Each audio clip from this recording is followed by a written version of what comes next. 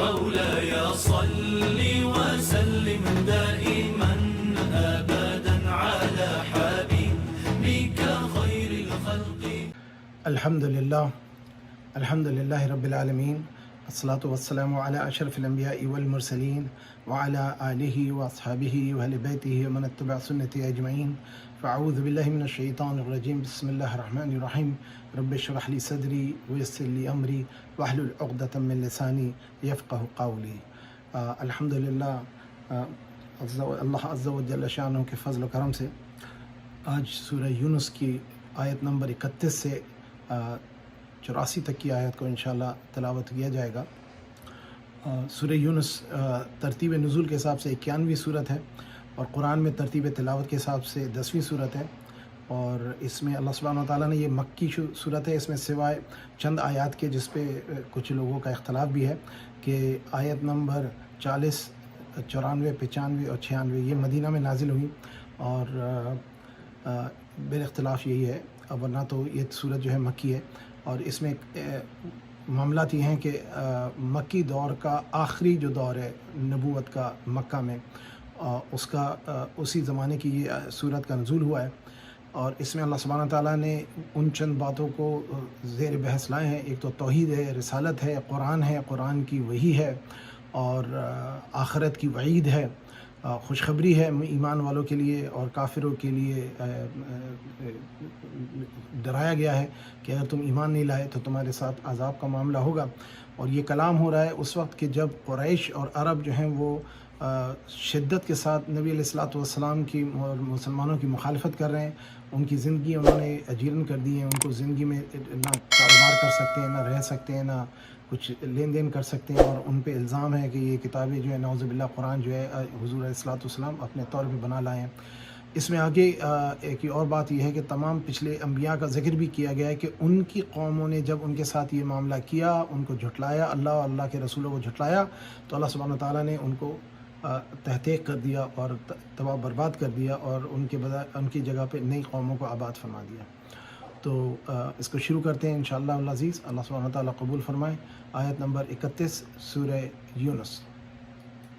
قل من يرزقكم من السماء والأرض أم من يملك السمع والأبصار ومن يخرج الحي من الميت ويخرج الميت من الحي ومن يدبر الأمر فسيقولون الله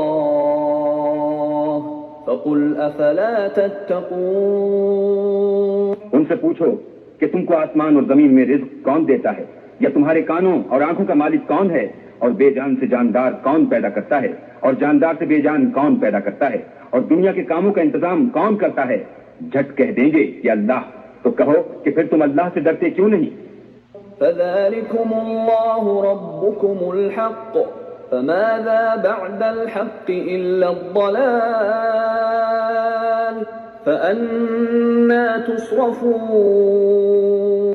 یہی اللہ تو تمہارا پروردگار برحق ہے، اور حق بات کے ظاہر ہونے کے بعد گمراہی کے سوا ہے ہی کیا؟ تو تم کہاں پھرے جاتے ہو؟ كذلك حقت كلمة ربك على الذين فسقوا أنهم لا يؤمنون. اسی طرح اللہ کا ارشاد ان نافرمانوں کے حق میں ثابت ہو کر رہا کہ یہ ایمان نہیں لائیں گے.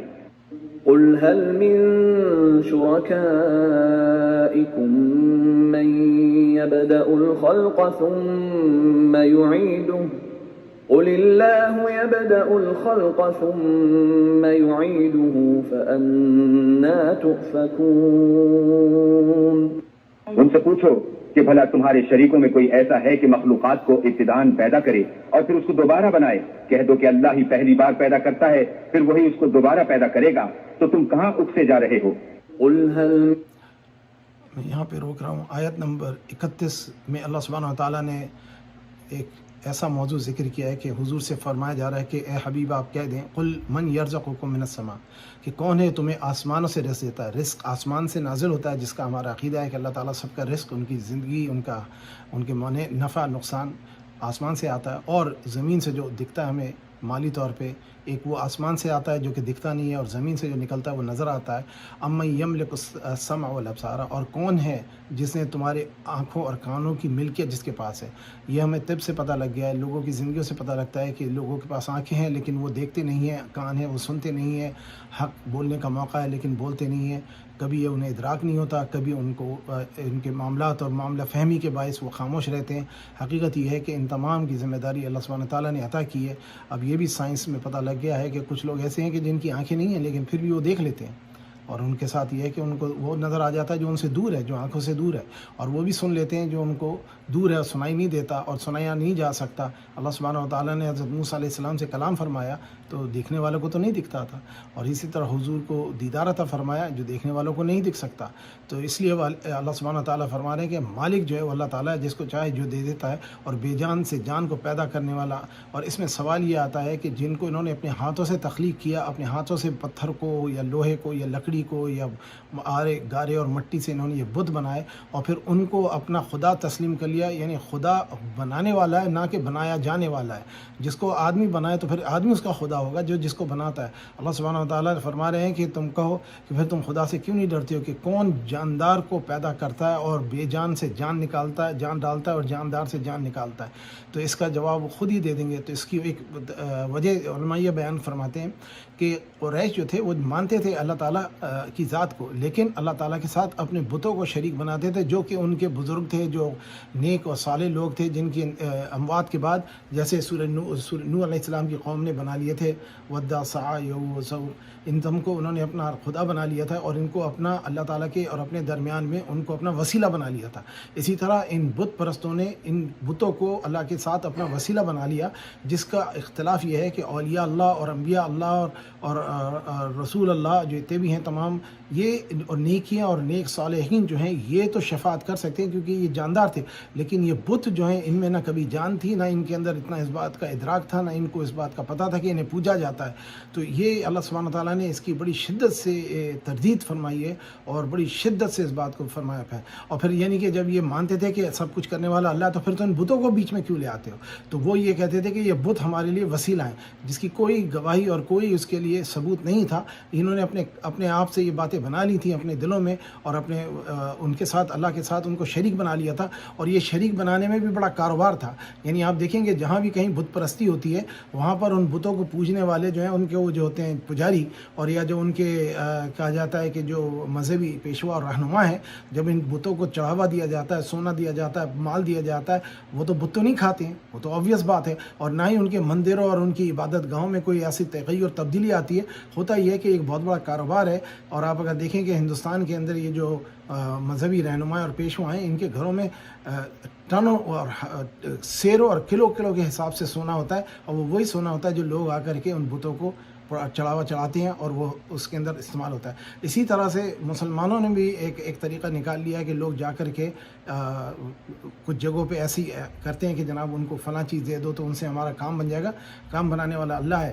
حقیقت میں سب سے پہلا حق جس کے اوپر خرچ کیا جائے وہ والدین ہیں، اپنے گھر والے ہیں، اور کوئی غریب اور مسکین اور اپنے خاندان کے اور دوسرے رشتہ دار اور غیر رشتہ دار ان کے اندر مال تقسیم کیا جائے، اس کا اجر ملتا ہے، نہ کہ قبروں کے مجاوروں کو اور یا جنہوں نے یہ جھوٹی اور پیری اور مریدی کے سلسلے کیے ان کو دینے سے بنتا ہے۔ آپ کسی کی مدد کرنا چاہیں کر دیں، لیکن اس سے نہ کریں کہ آپ جو ہیں ان سے اللہ تعالیٰ سے وہ آپ کے لیے کچھ سلسلہ کر دیں گے۔ کرنے والی ذات اللہ کی ہے، اور اس بات کو بڑے احتیاط سے ہمیں خیال رکھنا چاہیے۔ اگلی آیت میں اللہ سبحانہ تعالیٰ اور کچھ باتیں فرما رہے ہیں کہ اے نبی ان سے پوچھو۔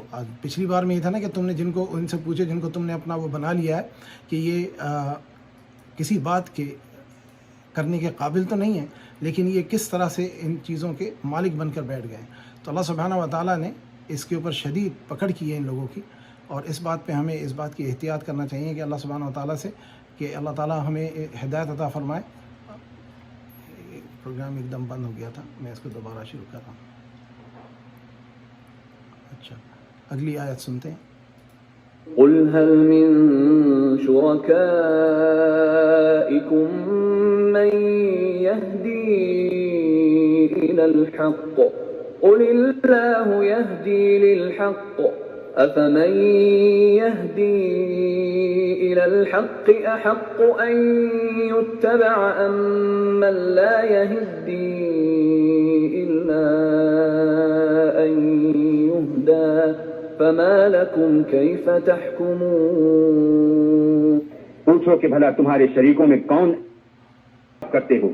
وما يتبع أكثرهم إلا ظنا إن الظن لا يغني من الحق شيئا إن الله عليم بما يفعلون اور ان میں کے اکثر صرف ظن کی پیروی کرتے ہیں، اور کچھ شک نہیں کہ ظن حق کے مقابلے میں کچھ بھی کارآمد نہیں ہو سکتا۔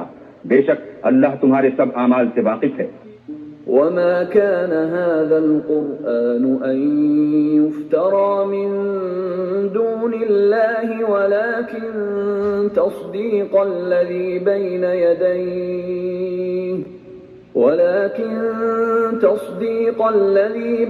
يديه وتفصيل الكتاب لا ريب فيه من رب العالمين اور یہ قرآن ایسا نہیں کہ اللہ کے سوا کوئی اس کو اپنی طرف سے بنا لائے، ہاں یہ اللہ کا کلام ہے۔ جو کتابیں اس سے پہلے کی ہیں ان کی تصدیق کرتا ہے، اور انہی کتابوں کی اس میں تفصیل ہے۔ اس میں کچھ شک نہیں کہ یہ رب العالمین کی طرف سے نازل ہوا ہے۔ ان پچھلی دو آیات کی تفسیر میں یہ ہے کہ 36 نمبر آیت میں وَمَن يَتَّبِعْ أَكْثَرَهُمْ إِلَّا الظَّنَّ، یعنی کہ یہ لوگ جو ہیں اپنے ظن کی اتباع کرتے ہیں، ان کے پاس اور تو کوئی دلیل تو ہے نہیں۔ ابھی آپ نے دیکھا ہوگا کہ ہندوستان کی ایک یوٹیوب چلی تھی کہ جس میں انہوں نے کورونا کی ایک دیوی بنا دی ہے جس کی پوجا کی جائے، اور وہ ان کے جو کہلاتے ہیں پنڈت وغیرہ وہ کھڑے ہوئے ہیں، اس کو دودھ سے دھو رہے ہیں، اس کے اوپر پانی ڈال رہے ہیں، اس کے اوپر پھول نچاور کر رہے ہیں، اس کو نظر دی جا رہی ہے، وہ نذرانے دے کر کے اس کی پوجا کی جا رہی ہے۔ یہ ایک پتھر سے مورتی بنا لی ہے یہ اپنے ظن سے، اور پھر اس میں ان کے پاس کوئی حق اس کے سامنے ہے نہیں۔ اسی طرح یہ مورتیاں اور یہ بت بنائے جاتے ہیں جن کا شرک ہوتا ہے۔ اور پھر اللہ سبحانہ تعالیٰ فرماتا ہے وَمَا كَانَ هَذَا الْقُرْآنَ أَن يُفْتَرَ مِن دُونِ اللَّهِ، یعنی کہ یہ قرآن ایسا نہیں کہ خدا کے سوا اس کو اپنی طرف سے کوئی بنا لائے۔ اس کی وجہ یہ تھی اس آیت کے نزول کی کہ قریش جو تھے وہ حضور صلی اللہ علیہ وسلم پہ الزام کرتے تھے کہ آپ یہ اپنی طرف سے لکھ کر لے آئیں، تو اللہ سبحانہ تعالیٰ نے اس کی تصدیق فرمائی کہ یہ قرآن کسی نے لکھ کر نہیں لیا ہے اور کوئی اپنی طرف سے بنا کے نہیں لایا، یہ اللہ تعالیٰ کی طرف سے نازل ہوئی کتاب ہے، اور جو پچھلی کتابوں کی تصدیق بھی کرتی ہے، اور اس میں کچھ شک نہیں کہ اللہ تعالیٰ کی طرف سے نازل ہوا ہے۔ اور اس کے اگلی آیت میں اللہ تعالیٰ اگلی آیت سنیے، اس میں اللہ تعالیٰ فرما رہے ہیں آیت نمبر 38 میں ام یقولون افتراه قل فأتوا بسورة مثله وادعوا من استطعتم من دون الله إن كنتم صادقين۔ کیا یہ لوگ کہتے ہیں کہ پیغمبر نے اس کو اپنی طرف سے بنا لیا ہے؟ کہہ دو کہ اگر سچے ہو تو تم بھی اس طرح کی ایک صورت بنا لاؤ، اور اللہ کے سوا جن کو تم بلا سکو بلا بھی لو۔ بل كذبوا بما لم يحيطوا بعلمه ولما يأتهم تأويله كذلك كذب الذين من قبلهم فانظر كيف كان عاقبة الظالمين۔ حقیقت یہ ہے کہ جس چیز کے علم پر یہ قابو نہیں پا سکے اس کو نادانی سے جھٹلا دیا، اور ابھی اس کی حقیقت ان پر کھلی ہی نہیں۔ اسی طرح جو لوگ ان سے پہلے تھے انہوں نے تکذیب کی تھی، سو دیکھ لو کہ ظالموں کا کیسا انجام ہوا۔ وَمِنْهُمْ مَنْ يُؤْمِنُ بِهِ وَمِنْهُمْ مَنْ لَا يُؤْمِنُ بِهِ وَرَبُّكَ أَعْلَمُ بِالْمُفْسِدِينَ۔ اور ان میں سے کچھ تو ایسے ہیں کہ اس پر ایمان لے آتے ہیں، اور کچھ ایسے ہیں کہ ایمان نہیں لاتے، اور تمہارا پروردگار شریروں سے خوب واقف ہے۔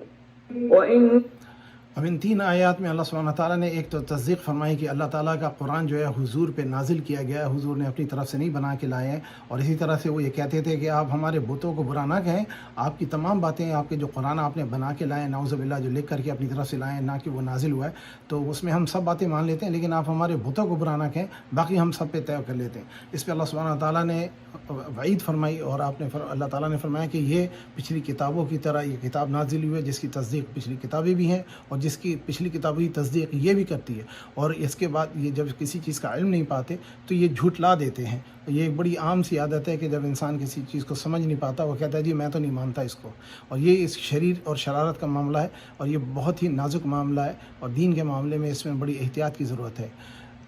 اللہ سبحانہ تعالیٰ اگلی آیاتوں میں اس کی وعید فرما رہے ہیں۔ وَمِنْهُمْ مَنْ يُؤْمِنُ وَإِن كَذَّبُوكَ فَقُل لِّي عَمَلِي وَلَكُمْ عَمَلُكُمْ أَنتُم بَرِيئُونَ مِمَّا أَعْمَلُ وَأَنَا بَرِيءٌ مِّمَّا تَعْمَلُونَ. اور اگر یہ تمہاری تکذیب کریں تو کہہ دو کہ مجھ کو میرے اعمال کا بدلہ ملے گا اور تم کو تمہارے اعمال کا. تم میرے عملوں کے جواب دہ نہیں ہو اور میں تمہارے عملوں کا جواب دہ نہیں ہوں. وَمِنْهُمْ مَنْ يَسْتَمِعُونَ إِلَيْكَ أَفَأَنْتَ تُسْمِعُ الصُّمَّ وَلَوْ كَانُوا لَا يَعْقِلُونَ. اور ان میں بعض ایسے ہیں کہ تمہاری طرف کان لگاتے ہیں تو کیا تم بہروں کو سناؤ گے اگرچہ کچھ بھی سنتے سمجھتے نہ ہوں. وَمِنْهُمْ مَنْ يَنظُرُ إِلَيْكَ أَفَأَنْتَ تَهْدِي الْعُمْيَ وَلَوْ كَانُوا لَا يُبْصِرُونَ. اور بعض ایسے ہیں کہ تمہاری طرف دیکھتے ہیں تو کیا تم اندھوں کو رستہ دکھاؤ گے اگرچہ کچھ بھی دیکھتے بھالتے نہ ہوں. اب ان آیات کو 40, 41 اور 42, 41, 42, 43 میں اللہ سبحانہ تعالیٰ فرما رہے ہیں کہ یہ تمہیں تکذیب کریں تو انہیں کہہ دو کہ لکم دینکم ولی دین لکم اعمالکم ولی اعمال. تو ہر آدمی اپنے عمل کا ذمہ دار ہے. نبی علیہ الصلوۃ والسلام اور مسلمانوں کے لیے صرف یہ ہے کہ فَإِنَّمَا عَلَيْكَ الْبَلَاغُ وَعَلَيْنَا الْحِسَابُ. آپ کے پاس تو پیغام پہنچا دینا ہے اور آپ کسی آنکھوں رکھتے اور کانوں سنتے والے کو جو اندھا اللہ تعالیٰ نے قرآن میں فرمایا ہے یہ وہ لوگ تھے جو جسمانی طور پہ بالکل نارمل تھے.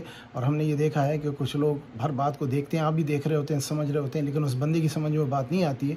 تو یہی معاملہ دین کا ہے کہ لوگوں کو دکھ رہا ہے اپنے وجود پہ اللہ تعالیٰ نے جو دیا انہیں اور تمام اپنے ارد گرد کی چیزوں کو دیکھ رہے ہیں, اللہ کی مخلوق کو دے رہے ہیں اور اس کے باوجود بھی اس بات پہ ایمان نہیں لا رہے ہیں جو اللہ سبحانہ و تعالیٰ انہیں ایمان دلوانا چاہ رہے ہیں. اور اس معاملے میں اللہ سبحانہ و تعالیٰ نے ان کو اندھے, بہرے اور گونگے اور اس طرح کے مختلف ناموں سے اللہ تعالیٰ نے ان کو اس میں بیان فرمایا. اور اللہ سبحانہ و تعالیٰ فرماتے ہیں اللہ سبحانہ و تعالیٰ کسی پہ ظلم ذرہ برابر نہیں کرتا, لوگ اپنی ذات پہ ظلم خود کرتے ہیں.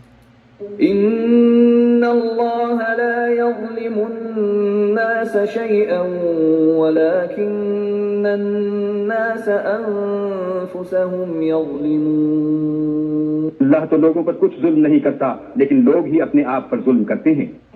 وَيَوْمَ يَحْشُرُهُمْ كَأَن لَّمْ يَلْبَثُوا إِلَّا سَاعَةً مِّنَ النَّهَارِ يَتَعَارَفُونَ بَيْنَهُمْ قَدْ خَسِرَ الَّذِينَ كَذَّبُوا بِلِقَاءِ اللَّهِ وَمَا كَانُوا مُهْتَدِينَ. اور جس دن اللہ ان کو جمع کرے گا تو وہ دنیا کی نسبت ایسا خیال کریں گے کہ گویا وہاں گھڑی بھر دن سے زیادہ رہے ہی نہیں تھے, اور آپس میں ایک دوسرے کو شناخت بھی کریں گے. جن لوگوں نے اللہ کے روبرو حاضر ہونے کو جھٹلایا وہ خسارے میں پڑ گئے اور راہ یاب نہ ہوئے. وَإِن